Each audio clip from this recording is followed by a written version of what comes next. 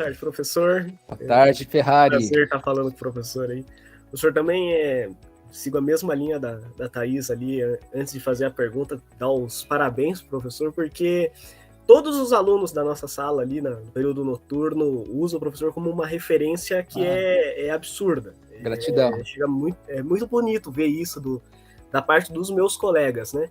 E uma coisa que chama também a atenção é que não é só o fato dos meus colegas, mas até os companheiros de trabalho do senhor. Os outros professores, que nem eu tenho um contato muito próximo com o professor Soró, né? Professor Marcelinho, e eles falam tanto do senhor que chega a ser, assim, é incrível a referência, né, que eles têm, assim, vendo o senhor em si. Isso é muito bacana. Eu tô fazendo meu TCC, né, e eu queria, né, eu até cheguei a conversar com o senhor, que eu queria ter feito um artigo de ir a campo, de realizar entrevistas, né, e a pergunta que eu tinha mandado no Superchat era a pergunta que eu iria fazer para o senhor, né, durante essa entrevista, né, que qual é a visão do senhor perante o estágio durante a formação do docente em educação física, especialmente no da licenciatura. Legal, tá parecendo uma banca de mestrado aqui. Legal, obrigado, Gabriel. Que bom. Bom, antes de responder a tua pergunta, eu tenho um carinho enorme, né, pelos meus colegas de trabalho, cada um do seu jeito. Nós temos as nossas limitações, temos pensamentos que divergem em alguns momentos, isso faz parte do nosso desenvolvimento, mas as nossas diferenças, assim, né, são no sentido de entendimento de mundo, às vezes, mas o legal de tudo, como você colocou, é que elas são pautadas no respeito. Quando a gente discorda, né, a gente é transparente, assim, acho que um com o outro, acho que isso é bem legal. Um caminho, não é fácil, né, mas a gente vai aprendendo a fazer isso. Em especial ali o professor Soró. O Soró estreou na minha turma em 1998, foi meu professor. Então eu que tenho esse carinho aí por ele. Marcelinho, estudamos juntos no mestrado, né, e ele entrou um pouco antes de mim na PUC. Foi um dos colegas que me acolheu no início ali. Então, cada colega lá com o seu jeito, né, com as suas potencialidades, me ajudando a crescer também. O que eu penso do estágio, Gabriel, para mim o estágio ele é o momento mais fundamental da formação docente. Por que eu digo isso? Porque quando eu fiz graduação, eu fiz graduação de 96 a 99, e naquela época faltavam professores nas escolas. Então, tanto que eu contei aqui hoje que tive um professor de história que teve que dar aula de educação física. E era assim, matemática dava aula de geografia dava aula de português, porque faltavam professores. E aí, quando estava no segundo ano já da graduação, eu fui contratado como CLT do Estado para dar aula. Veja, minha vasta experiência de um ano, minha vasta experiência de um ano. Então, assim, não estou dizendo para vocês que vocês já no segundo ano têm que ser contratados para serem profissionais já, não é isso. Mas essa minha experiência prática mesmo, e atuando hoje, nos últimos 10 anos, com a formação de professores, o estágio é o momento em que você vai colocar a mão na massa, em que eu falei da cozinha, vou trazer a metáfora da cozinha. Quer aprender a cozinhar? Vai para a cozinha. Lógico, você quer ser um exímio cozinheiro, um chefe, por aí vai, aí você vai continuar cozinhando, fazer curso de culinária, você vai assistir tutorial, você vai assistir palestra, você vai cozinhar com pessoas mais experientes, e o mesmo processo da formação docente. Então, você quer ser professor, quer estar lá na escola, ou em qualquer área da educação física, mas vamos pegar aqui a licenciatura, por exemplo, quanto antes você for para a escola, quanto antes você entender aquele espaço, o que é aquele espaço, o que é aquele prédio que tem portas, que tem cadeiras, que tem crianças correndo para lá e para cá, aquilo está pautado em que sistema de ensino, o que é um PPP, um projeto político pedagógico, por que isso existe, por que isso existe, por que existe uma Secretaria de Educação, o que aquela escola que está lá no bairro X tem a ver com a Secretaria de Educação que está lá no centro. Por que tem escola que ambas são do Estado ou ambas são municipais, mas elas têm possibilidades, limitações diferentes? Tudo isso só vai entender quando está lá na escola. Não estou querendo colocar aqui a prática superior à teoria, mas quando você está lá na escola, você vai, aí, a partir do momento que você começa a discutir por que se faz assim, se faz assado, que os artigos que a gente propõe na universidade começam a fazer mais sentido. começam a ajudar você a melhorar a tua prática. Então, para mim, o estágio, eu também sou professor da disciplina de estágio, eu brinquei com alguns estudantes algumas vezes que, né, nós devíamos ter, em algumas escolas, ter uma sala da PUC. Eu digo, a gente tinha que ter uma sala da universidade aqui. Olha a riqueza, olha a aula que está acontecendo, olha a riqueza, olha quantas reflexões a gente poderia fazer sobre aquela experiência que a gente está vendo, né, acontecer lá na quadra, por exemplo, e que às vezes lá dentro da universidade a gente não tem essa possibilidade. Então, quanto mais experiências de campo, seja no bacharelado, seja na licenciatura, vocês tiverem, é positivo. E quanto mais experiências de campo vocês tiverem e vocês fazerem as reflexões, estudar essas experiências, aí vocês vão se tornar profissionais, vão desabrochar o potencial de vocês. Então, o estágio, tanto é que hoje a nova DCN da Educação Física, né, ela dobrou o número de estágio.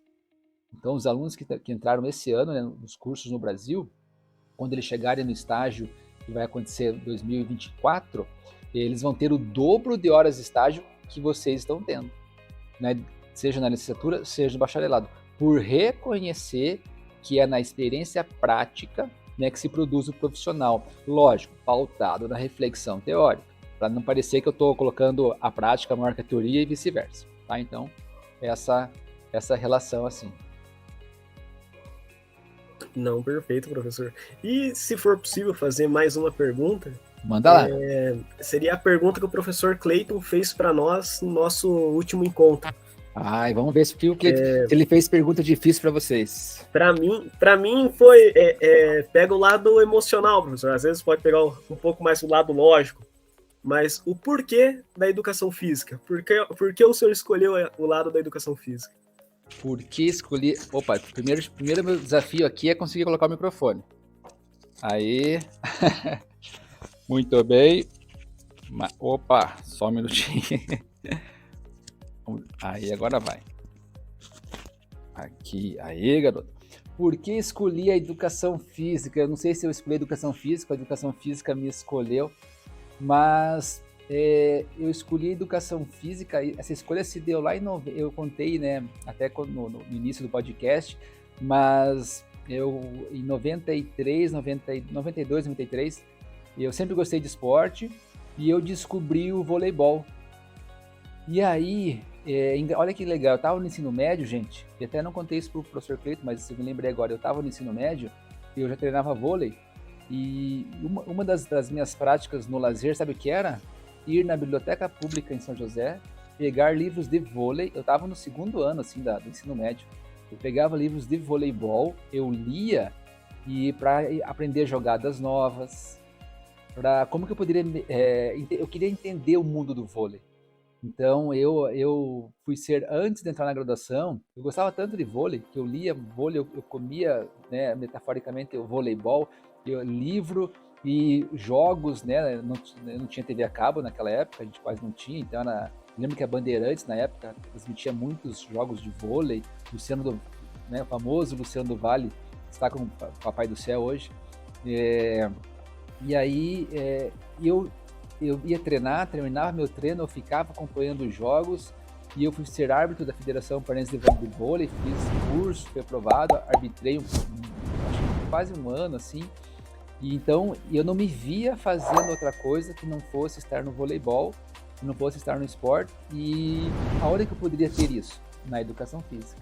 Então, o voleibol que me levou para a educação física. E aí, é engraçado, porque eu adentrei na educação física, né, com o voleibol na cabeça, aquela coisa toda, e ao mesmo tempo, meu primeiro emprego, quem conseguiu meu primeiro emprego, emprego mesmo, carteira assinada, foi um professor de educação física, na época ele era estagiário ainda, acadêmico, e ele conseguiu num clube sócio-recreativo. Eu estava no 3º ano do ensino médio, e eu falei pro Cleiton, eu era o estagiário dos estagiários. Tinha estagiários de educação física lá e eu era o estagiário deles. Então eu ajudava a fazer súmulas nos campeonatos de vôlei, de futebol, de voleibol, eu organizava campeonatos junto com eles, eu cuidava da portaria da piscina, fazia um cara crachá para as pessoas entrarem, eu ajudava na colônia de férias, e eu nem na graduação estava. Então, eu não me via fazendo outra coisa, não estando na educação física. E era uma paixão, assim, o esporte, o movimento, a educação física. E aí eu me descobri meu potencial, eu melhorei minha autoestima com a educação física. Então, isso me levou para a educação física. E a educação física me apresentou um mundo assim que se abriu. Então, hoje eu sou muito grato, né? O que eu tenho materialmente, o que eu conheci de experiências de vida, eu devo muito, muito, muito à educação física. Sou muito grato por ela. Conheci você, a Thaís e o Cleito por causa da educação física. Eu escutar isso é inspirador. A gente teve o nosso último encontro que falava sobre inspiração, sobre coisas que motivam, né? E escutar isso do professor, o professor Ricardo, é algo que, nossa, confirma ainda mais o porquê da nossa escolha. Obrigadão, professor. Gratidão, eu desejo vocês muito sucesso. O início da carreira, a nossa carreira, ela é feita por momentos e por experiências. Então, não tenham pressa, né? Pressa é diferente de foca uma coisa e pressa é outra. Então, não tenham pressa, mas façam as atividades. Se dediquem, sabe, gente? Estudem a prática de vocês. Eu acho não, tenho certeza.